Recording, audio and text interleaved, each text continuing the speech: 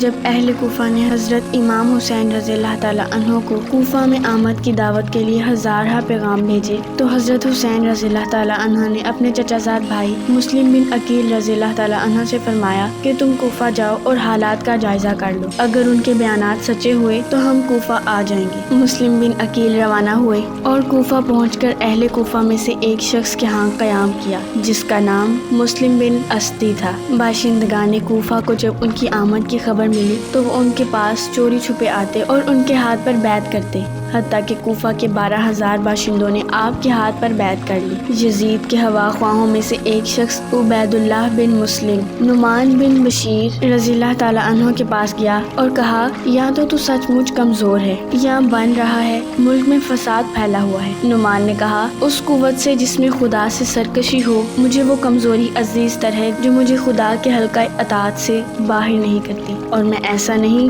کہ جس کا اللہ نے پردہ رکھا ہو میں اس کا راز فاش کروں۔ اس شخص نے نعمان کی یہ بات یزید کو لکھ کر بھیجی۔ یزید نے اپنے غلام سرجون کو بلایا جس سے وہ مشورہ لیا کرتے تھے، اسے حالات سے آگاہ کیا۔ اس نے کہا، میرا یہ مشورہ ہے کہ ابن زیاد کو کوفہ کا والی بنا دیا جائے۔ یزید نے ابن زیاد کو خط لکھا کہ ہم تجھے بصرہ کے ساتھ کوفہ کا بھی والی بناتے ہیں، مسلم بن عقیل کو تلاش کرو، اگر وہ مل جائے تو اسے قتل کر دو۔ ابن زیاد کوفہ پہنچا اور اس نے مسلم بن عقیل کو تلاش کروا کے حکم دیا کہ مسلم کو محل کے اوپر لے جا کر اس کی گردن اڑا دو اور اس کا لاشا بازار میں پھینک دو۔ ابن زیاد کے حکم سے حضرت امام کی مقدس ناز شاہراہ عام پر کئی دن تک لٹکتی رہی۔ نبی کا کلمہ پڑھنے والے کھلی آنکھوں سے ہولناک منظر دیکھتے رہے۔ اچانک رات کے سناٹے میں ابن زیاد کی حکومت کے ایک منادی نے اعلان کیا کہ مسلم کے دونوں بچے جو ہمراہ آئے تھے کہیں روپوش ہو گئے ہیں۔ حکومت کی طرف سے ہر خاص و عام کو متنبہ کیا جاتا ہے کہ جو بھی انہیں اپنے گھر میں پناہ دے گا اسے عبرتناک سزا دی جائے گی، اور جو انہیں گرفتار کر کے لائے گا اسے انعام و کرام سے مالا مال کر دیا جائے گا۔ حضرت امام مسلم رضی اللہ تعالیٰ عنہ کے دونوں یتیم بچے، جن میں سے ایک کا نام محمد تھا اور ان کی عمر 8 سال تھی اور دوسرے کا نام ابراہیم تھا اور ان کی عمر 6 سال تھی، کوفے کے مشہور عاشق رسول قاضی شریح کے گھر میں پناہ گزین تھے۔ یہ اعلان سن کر قاضی شریح کا کلیجہ ہل گیا۔ حضرت مسلم بن عقیل کے جگر گوشوں کا دردناک انجام نگاہوں کے سامنے تھا۔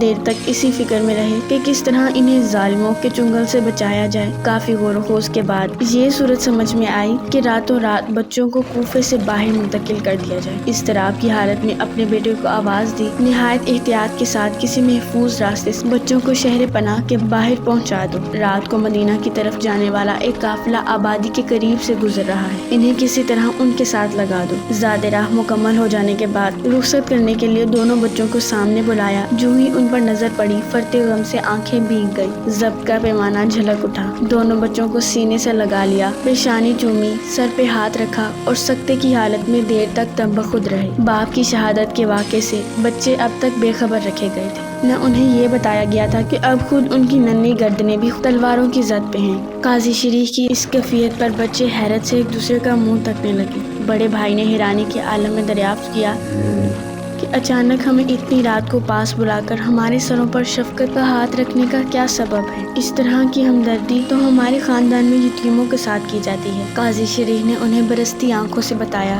کہ تمہارے باپ کو کوفیوں نے شہید کر ڈالا ہے اور اب تمہاری ننھی جان بھی خطرے میں ہے۔ آج شام ہی سے خون کے پیاسے تمہاری تلاش میں ہیں۔ یہ خبر سن کر دونوں بچے خوف سے کانپنے لگے۔ غم کی حالت میں قاضی شریح نے بچوں کو رخصت کیا۔ پاسبانوں اور جاسوسوں کی نگاہوں سے چھپ چھپا کر قاضی شریح کے بیٹے نے بحفاظت تمام انہیں کوفہ کے شہر پناہ سے باہر پہنچا دیا۔ سامنے کچھ ہی فاصلے پر ایک گزرتے ہوئے قافلے کی گرد نظر آئی۔ انگلی کے اشارے سے بچوں کو دکھلایا۔ اشارہ پاتے ہی تیزی سے بچے قافلے کی طرف دوڑے اور نگاہوں سے اوجھل ہو گئے۔ رات کا وقت تھا، دہشت خیز سناٹا، بھیانک اندھیرا اور دو ننھی جانیں تھوڑی دور چل کر راستہ بھول گئی۔ جب تک پاؤں میں سکت رہی اسی کیفیت کے ساتھ چلتے رہے۔ جب مایوس ہو گئے تو ایک جگہ تھک کر بیٹھ گئے۔ رات کا پچھلا پہر تھا کہ ابن زیاد کی پولیس کا ایک دستہ جو ان بچوں کی تلاش میں نکلا تھا گشت کرتا ہوا ٹھیک وہیں آ رکا۔ جو ہی بچوں پر نظر پڑی قریب آیا اور دریافت کیا، تم کون ہو؟ بچوں نے یہ سمجھ کر کہ یتیموں کے ساتھ ہر شخص کو ہمدردی ہوتی ہے اپنا سارا حال صاف صاف بیان کر دیا۔ یہ معلوم ہونے کے بعد کہ یہی حضرت مسلم بن عقیل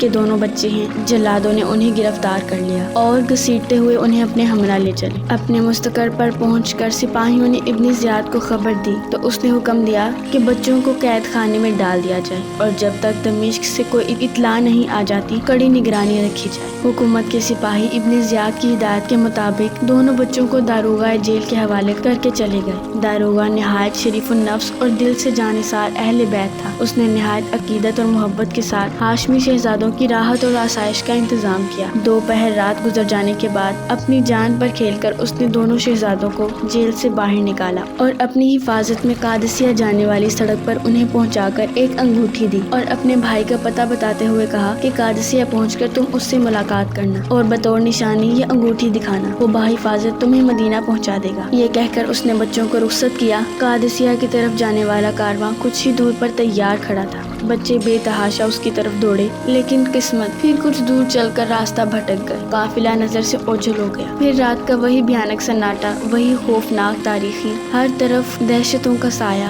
روتے روتے آنکھوں کا چشمہ سوکھ گیا۔ صبح ہوئی تو دیکھا کہ جہاں سے رات کو چلے تھے گھوم پھر کر وہیں موجود ہیں۔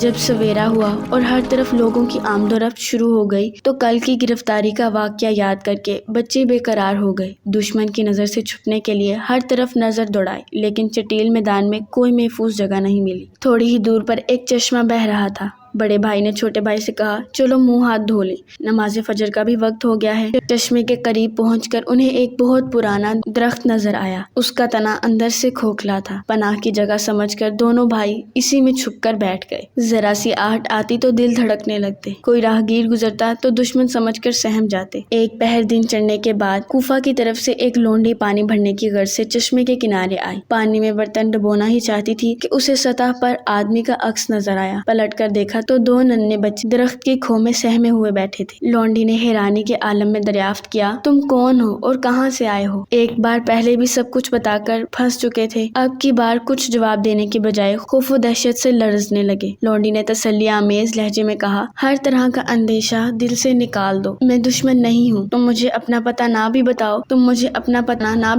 تب بھی تمہارا یہ نورانی چہرہ یہ سمجھنے کے لیے کافی ہے کہ تم بی بی فاطمہ کی جنت کے پھول ہو۔ سچ بتاؤ، کیا تم ہی دونوں امام مسلم کے نونہال ہو؟ لونڈی کے اصرار پر بچے درخت کی کھو سے باہر نکل آئے اور ہمدرد و غمگسار سمجھ کر اس سے اپنا سارا حال بیان کر دیا۔ ان کی دردناک داستان سن کر لونڈی کا دل ہل گیا اور انہیں دلاسا دیتی ہوئی محفوظ راستے سے اپنے گھر لے آئی۔ اس کی مالکہ بھی خاندان اہل بیت سے والہانہ عقیدت رکھتی تھی۔ اپنی مالکہ کے سامنے دونوں بچوں کو پیش کرتے ہوئے اس نے سارا معاملہ کہہ سنایا۔ مالکہ یہ ماجرا سن کر تڑپ اٹھی، نہلا دھلا کر کپڑے بدلوائے اور کھلا پلا کر ایک محفوظ کوٹھری میں آرام کرنے کے لیے بستر لگایا اور تسلی دیتے ہوئے کہا، آنکھ کے تارو، اس گھر کو اپنا ہی گھر سمجھو۔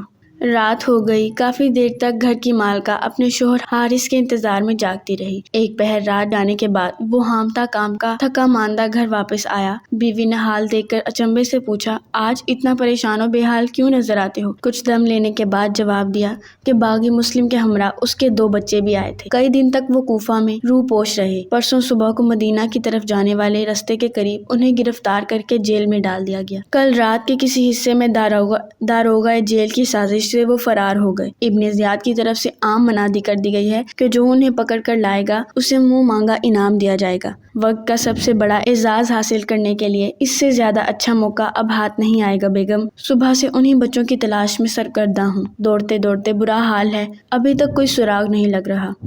حارث کی بات سن کر بیوی کا کلیجہ دھک سے ہو گیا۔ اس نے اپنے شوہر کو سمجھانا شروع کیا کہ ابن زیاد آل رسول کا خون ناحق بہا کر اپنی عاقبت برباد کر رہا ہے۔ دنیا کی آسائش چند روزہ ہے، انعام کی لالچ میں جہنم کا ہولناک عذاب مت خرید لے۔ مگر حارث نے جھنجھلا کر کہا، نصیحت کرنے کی کوئی ضرورت نہیں ہے، عاقبت کا نفع و نقصان میں خود سمجھتا ہوں، میرا ارادہ اٹل ہے۔ بیوی نے اس خوف سے کہ کہیں بچوں کی بھنک نہ لگ جائے اسے جلد ہی کھلا پلا کر سلا دیا۔ جب وہ سو گیا تو دبے پاؤں اٹھی اور بچوں کی کوٹھری پر تالا ڈال دیا۔ فکر سے آنکھوں کی نیند اڑ گئی تھی۔ دونوں بچے بند کوٹھری میں محو خواب ناز تھے کہ اسی درمیان انہوں نے ایک نہایت دردناک خواب دیکھا۔ نور کی کرن پھوٹ رہی ہے۔ قریب ہی کچھ فاصلے پر شہنشاہ کونین صلی اللہ علیہ وآلہ وسلم، مولائے کائنات حضرت حیدر، حضرت فاطمہ زہرا اور شہید مظلوم حضرت امام مسلم رضی اللہ تعالی عنہ جلوہ فرما رہے۔ دونوں بچوں پر نظر پڑتے ہی سرکار نے امام حسین سے مخاطب ہو کر فرمایا، مسلم مسلم تم خود تو آ گئے اور جور و ستم کا نشانہ بننے کے لیے ہمارے جگر پاروں کو اکیلا چھوڑ دیا۔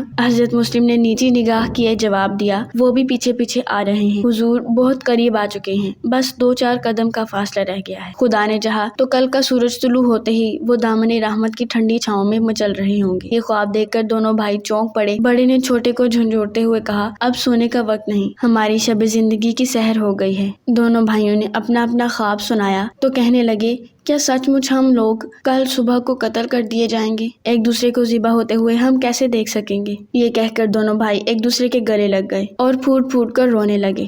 اس آواز سے جلاد حارث کی آنکھ کھل گئی۔ ظالم نے بیوی کو جگا کر پوچھا، یہ بچوں کے رونے کی آواز کہاں سے آ رہی ہے؟ صورتحال کی نزاکت سے بیوی کا کلیجہ سوکھ گیا۔ اس نے ٹالتے ہوئے جواب دیا، سو جائیے، کہیں پڑوس کے بچے رو رہے ہوں گے۔ سنگ دل نے تیور بدل کر کہا، پڑوس سے نہیں، ہمارے گھر سے ہی آواز آ رہی ہے، ہو نہ ہو یہ وہی مسلم کے بچے ہیں جن کی تلاش میں کئی دن سے میں سرگرداں ہوں۔ یہ کہتے ہوئے اٹھا اور اس کوٹھری کے پاس جا کر کھڑا ہوا۔ تالا توڑ کر دروازہ کھولا، اندر جا کر دیکھا تو دونوں بچے روتے روتے بے حال ہو گئے۔ اس ظالم نے کرخت لہجے میں پوچھا، تم کون ہو؟ اچانک اس اجنبی آواز سے بچے سہم گئے، لیکن چونکہ اس گھر کو اپنا دارالامان سمجھے ہوئے تھے، یہ کہتے ہوئے ذرا بھی تامل نہ ہوا کہ ہم امام مسلم کے یتیم بچے ہیں۔ یہ سن کر ظالم غصے سے دیوانہ ہو گیا، میں تو چاروں طرف ڈھونڈ ڈھونڈ کر ہلکان ہو رہا ہوں اور آپ لوگوں نے ہمارے ہی گھر میں عیش کا بستر لگایا ہے۔ یہ کہتے ہوئے آگے بڑھا اور نہایت ہی بے رحمی سے ان ننھے یتیموں کے رخساروں پر تماچے برسانا شروع کیے۔ بیوی بے تحاشا دوڑی اور ان کے درمیان حائل ہو گئی، لیکن ظالم حارث کا دل سیاہ ہو چکا تھا۔ صبح ہوتے ہی وہ دونوں یتیم بچوں کو گھسیٹتے ہوئے باہر لے گیا۔ تھوڑی دور چلنے کے بعد دریائے فرات نظر آنے لگا۔ جلاد نے اپنی تلوار چمکاتے ہوئے کہا، سانپ کے بچوں، دیکھ لو اپنا مقتل، یہیں تمہارا سر قلم کر کے سارے جہان کے لیے ایک عبرت ناک تماشا چھوڑوں گا۔ چھوٹے بھائی پر وار کرنا ہی چاہا تھا کہ بڑا بھائی چیخ اٹھا، خدارا پہلے مجھے ذبح کرو،